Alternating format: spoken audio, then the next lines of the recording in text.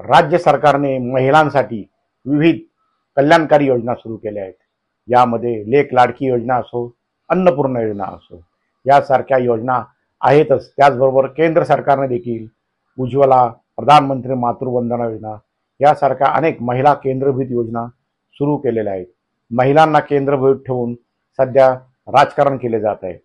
असे वाटते की आता महिलांना मोठ्या प्रमाणावर तिकीट मिळतील, आगामी विधानसभा निवडणुकीत राजकीय पक्ष महिलांना उमेदवार देतील, परंतु प्रत्यक्षात तशी काही स्थिती आहे, तशी स्थितीच नाही आहे। कारण राजकीय नेत्यांना स्वतःलाच उमेदवारी मिळवायची आहे, आपल्या मुलींना मात्र त्यांना उमेदवारी द्यायची नाही।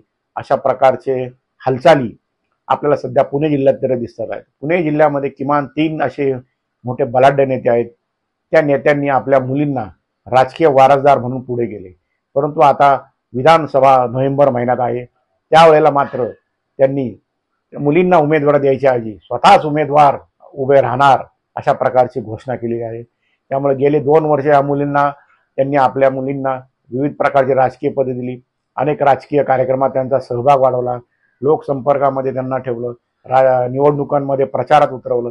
आता लोकांना वाटले की आता या महिलांना, या मुलींना हे राजकीय नेते उमेदवार देतील, परंतु प्रत्यक्षात मात्र ह्या तिन्ही नेत्यांनी आपलेच घोडे पुढे दामटले आहे। त्यामुळे त्यांना लेक लाडकी आहे